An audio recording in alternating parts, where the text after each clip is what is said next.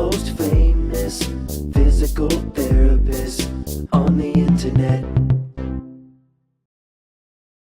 Hi, folks. I'm Bob Schrupp, physical therapist. Brad Heineck, physical Together therapist. we are the most famous physical therapists on the internet. In our opinion, of course, Bob. After all that, people are going to expect a lot. Well, expect a lot and get little. No, Yeah, I mean, that's right. no, it's not true. Today we're going to talk about cervical spondylosis, DJD. We're going to explain all these things. Mm-hmm. Never do this if you have that. That's right. We got three big things. And do this protocol for safe relief. And a lot of the times it's going to be for people who are over 50. Yeah, that's right. I mean, even, the Mayo, where you went to school, Mayo Clinic, they talk about typically it's an age-related wearing out of the wear the and spine. tear. Yep. Yeah. Mm-hmm. We all are going to be experiencing it, right? If we haven't already. By the way, if you're new to our channel, please take a second to subscribe to us. We provide videos how to stay healthy, fit, pain-free, and we upload every day. Also, go to bobandbrad.com. Go to the giveaway section. Always giving something away every week. This week, we're giving away a Booyah Stik. I got one right here, Bob. Booyah, booyah. Booyah. So the Booyah Stik really works well for shoulder issues, by the way. And also, I'd say balance. There's a number of things. You can go to Facebook. It'll be pinned to the top of the page. Page. Your chance to win one. And go to Twitter, Instagram, or TikTok if you want a 60-second version of our program where we don't ramble on as much. Also, now we've got podcasts out there doing very well with some outstanding interviews. We do ramble on those, but we don't ramble. We let the guest ramble. Right, and they know a lot more than we do. Yes, they're smart people. All right, Brad, how are we going to start this? Well, Bob, first of all, I want to say kind of the prevalence of this. It's like we said, common as you get 50, 60, and older. The number I found was 3 million cases are diagnosed per year. If you get diagnosed with it, there's a good chance you don't have to get too concerned about it, but there's some things you can do to slow it down and keep your neck moving and less painful. Yeah, you really don't want to panic after you have like an MRI or cervical or x-ray. They're going to find something. If you're 50 and over, they're going to find some stuff, and a lot of them sound intimidating. Yeah, the terminology used, with my back, it's spondylolsis. It took me years to figure out how to pronounce it, but it's scary. But until you realize what it is and that you can work with it, right? And the same with the stuff. Exactly, so right, Bob. You got a spine, Brad? One on my back, but we'll just use this one. This back. All right. No, so we're going to look at the spine and kind of show you. This is where the head would be. Right. So we're looking at here, there in my head. And here we're going to go down. We got 7 cervical vertebra. Neck vertebra. There you go. Where's my pen? We'll just use this one. It's not mine, though. That's all right. So here we go. We're talking about wear and tear on the spine of the cervical column or the neck. And can you zoom in pretty good on this, Tanner? We're going to look at the facet joints or facets, depending on where you live in the world, but I call them facet joints right here. Bob, can you point this out? There's actually 2 of them on each level. Right. And if we look at the movement, as you rotate your head. Right there. So each level, there's 2 of them. And that's where you actually have some cartilage. And as you bend your head backwards, forward, rotate right and left, there's movement there. And if that becomes arthritic, that can become painful. These spinal nerves right now, this is, in the real life, they go out into different parts of your body. Nerve roots. Yeah, but you can get bone spurs and other problems. Right in the hole that they come out of, that can get narrowed up. Right. And like you said, spurs can. And that would be called foraminal stenosis. So there's a number of things that can happen with the aging process. The discs, they start to shrink a little bit, and that can cause some issues. The big thing about helping this minimize the effects of it is to keep your neck moving. Don't let it get stiff. Keep it moving and also in good posture. If you have it forward like this, it's going to develop stresses that actually can increase the bone spurs and the tendons can get calcified. Yep. So tight, calcified, all these things we do not want to have happen. So I do want to get into the 3 things you never want to do, just like in the title, because we're working with the neck. It can be a sensitive area, especially with spondylosis, and you want to do what you should and not do what you shouldn't. The first one is never do any exercises, any stretching that create pain. Yeah, we're not a no pain, no gain type of guys. No, especially with this. Yeah. Right. We're going to find directions you can move that aren't painful. Right. So that's number one rule. Number two, never do any exercises that produce any headaches or dizziness. Right. You may not have pain, but if you get dizzy with doing these, you need to stop and just eliminate that exercise. As a matter of fact, I would suggest you see a doctor and get Right. Orders to see a therapist to really see if you can do There's a lot of something. things that can cause that. Mhm. But one of the things, you have an artery that goes right through the cervical spine. Right. And you can get, you can Occlude, yeah. block I'm it trying to off. think of a term. Anyways, Squeeze it off. It's a symptom you want to. If you get it, you need to seek it out. checked out, Yeah, right. have it checked Yeah. out for sure. And the last one is.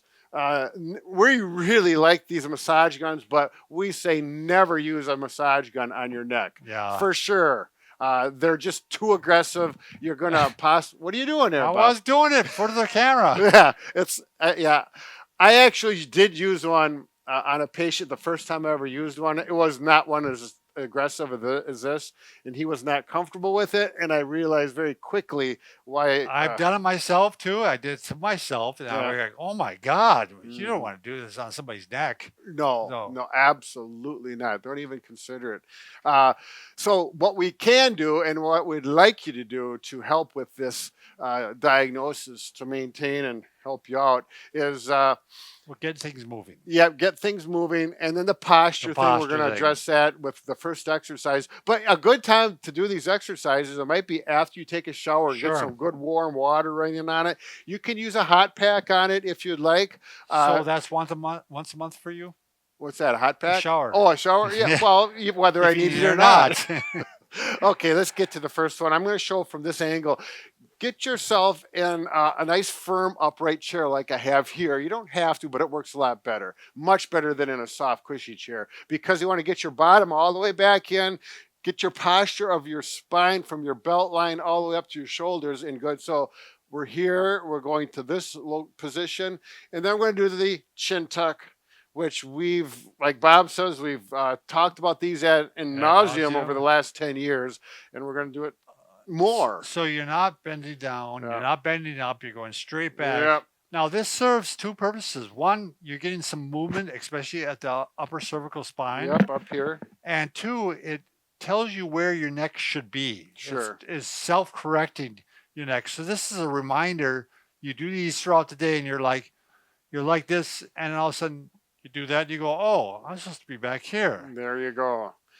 In my cars, I actually get Yeah, back, I do a lot of these in the and car. I want the back of my head to touch that headrest on my Sure. car. Then I know I'm where I need to be. It's a physical contact point for me. So if you drive by Brad and you see him doing this, that's what he's doing. He's not That's chicken. exact. Yeah. So you can do 5 to 10 of those at a time. Even just doing 2 or 3 is better than avoiding it, just so you get that posture where it needs to be. Right. The next one is rotation. You want to be able to rotate your head right and left. I would suggest doing it with a towel because it's more comfortable. And you can do it without it. And You can start with the towel, and then after a while, you maybe can progress to without the Sure. And it's up to you. But again, Yeah. you must have good posture. Shoulders up, chest out, chin tuck in, so you have that alignment of your neck over your shoulders. And then we're going to rotate to the right. And if you can just gentle pressure with your hands if you'd like to. towel. And some people even put one hand behind their head and one Yep. hand like this. Again, gentle, no pain. Just a stretch is What all if it we're hurts looking bad? for. What if it does hurt? If it does hurt, go the other direction. Oh, sure. So Right. avoid that direction, hmm but eventually try it again. Sure. Sometimes by loosening up this way, it actually loosens up the right side. There you go. If you're using the towel, there's something about the contact of the towel. I'm going to bring this and cross my arm over, and I'm just going to, don't go across your neck so you can't breathe across Yeah, the this jaw. one goes straight down. Yeah. Some people try to pull it across too. like Right. that, yeah. Hey, good point. Straight down, and yeah, this one should go across the face.